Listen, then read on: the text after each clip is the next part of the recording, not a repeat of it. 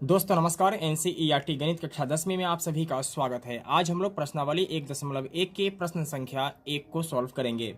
अगर आपको ये वीडियो अच्छा लगे तो एक लाइक कर दीजिएगा और चैनल पर नए हैं तो चैनल को सब्सक्राइब करके बेल आइकन को प्रेस कर लीजिएगा, जिससे हर आने वाली वीडियो का नोटिफिकेशन आपको समय समय पर मिलती रहेगी। तो आइए वीडियो शुरू करते हैं। प्रश्न संख्या 1 है, निम्नलिखित संख्याओं का HCF ज्ञात करने के लिए यूक्लिड विभाजन एल्गोरिथम का प्रयोग कीजिए।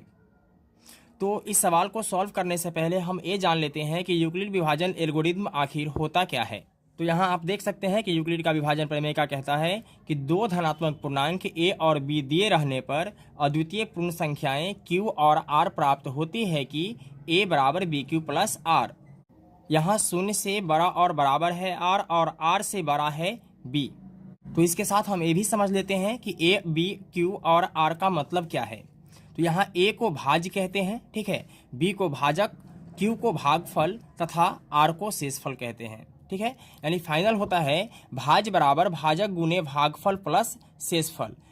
अगर यहाँ से आपको समझ में नहीं आता है तो आइए आपको और समझाने की कोशिश करता हूँ।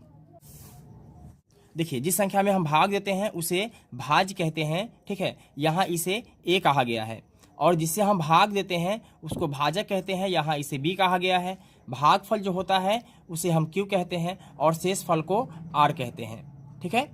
तो फाइनल इस सवाल में हमें क्या करना है कि भाग बनाना है और उसको क्या करना है कि भाज्य बराबर भाजक गुने भागफल प्लस शेष के रूप में लिख देना है। यही क्या हो जाता है कि यूक्लिड विभाजन प्रमेय का हो जाता है।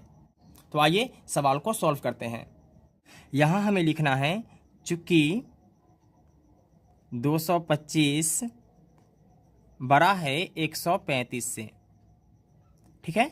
इसके बाद क्या करना है कि 225 में 135 से भाग देना है, ठीक है। भाग देकर और उसे हमें लिखना है इसके रूप में। तो 135 से भाग देना है 225 में। तो एक बार में लगाएंगे कितना आ जाएगा 135, दो बार में लगाते तो इससे ज़्यादा हो जाता, यानी 135 दूना कितना हो जाता 270, ठीक है। अब यहाँ घटाना है तो 5 में से 5 माइनस करेंगे तो कितना आएगा 0।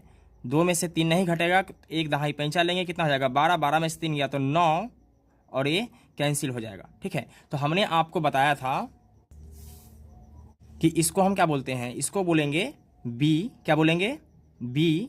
इसको बोलते हैं a और इसको बोलते हैं q और इसको बोलते हैं r, ठीक है। तब हमें क्या करना है कि इसके रूप में लिखना है। तो आइए लिखते हैं।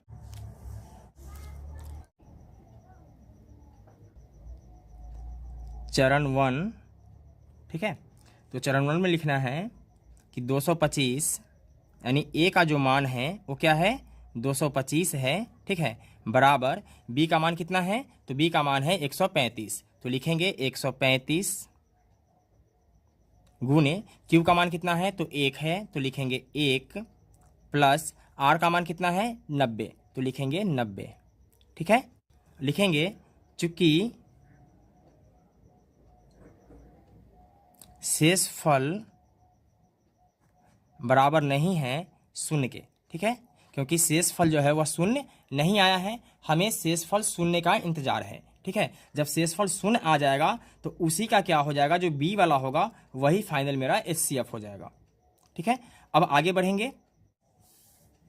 अब क्या करना है कि फिर से इसको घेर देना है, ठीक है, और इस वाले को अंदर में लिखना है। तो 135, ठीक है।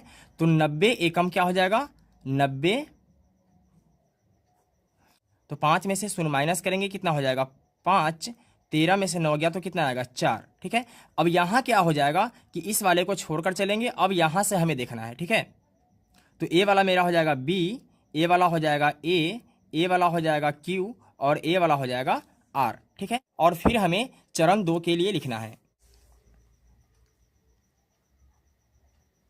चरण 2, ठीक है। तो यहाँ हमें क्या करना है कि a बराबर बी क्यू प्लस आर के रूप में ही लिखना है, ठीक है। तो a का मान कितना है, a का मान है 135, ठीक है। तो 135 लिखेंगे बराबर बी क्यू। तो b का मान कितना है 90 गुने q का मान है 1 और r का मान है 45। तो लिखेंगे 45, ठीक है। फिर लिखेंगे चूंकि शेषफल बराबर नहीं है शून्य के। ठीक है,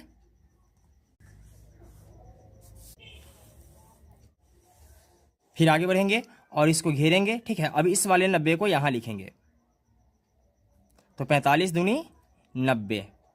ठीक है, यहां शेष क्या हो जाता है, शून्य में से शून्य घटेगा तो कितना बचेगा, शून्य, और 9 में से 9 घटेगा तो क्या बचेगा, शून्य। ठीक है, तो फिर यहां हमें क्या करना है कि इस वाले को क्या मानना है, बी मानना है, इसको ए, इसको क्यू और इसको आर।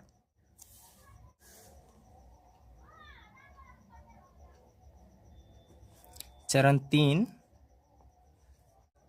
तो फिर हमें लिखना है ए बराबर बी क्यू प्लस आर के रूप में। तो ए का मान कितना है, ए का मान है मेरे पास 90, तो लिखेंगे 90 बराबर बी क्यू प्लस आर। तो बी का मान कितना है, बी का मान है 45, तो लिखेंगे 45 गुने क्यू का मान है 2, तो लिखेंगे 2, और आर का मान कितना आया, शून्य आया, तो लिखेंगे 0। देखिए, ए की जगह पे 90, बी की जगह पे 45 और क्यू की जगह पे क्या आ गया, 2 आ गया, और आर के जगह पर फाइनल मेरे पास क्या आ चुका है, 0 आ चुका है। ठीक है, जब आर के जगह पे 0 आ जाएगा तो लिखेंगे चूंकि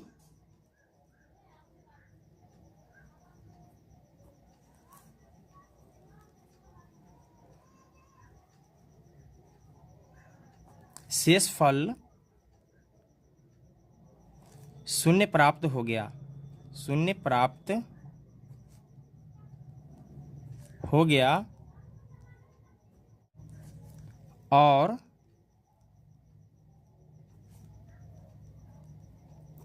इस चरण का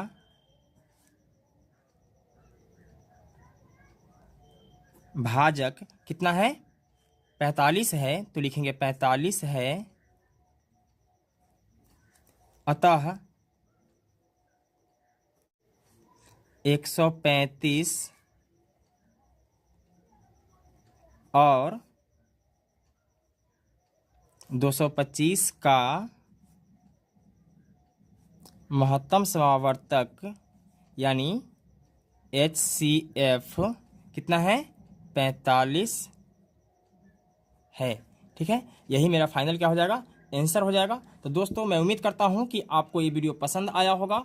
अगर वीडियो अच्छा लगा तो एक लाइक कर दीजिएगा, चैनल पर नए आए हैं तो चैनल को सब्सक्राइब कर लीजिएगा। फिर मिलते हैं एक और वीडियो में, तब तक के लिए जय हिंद।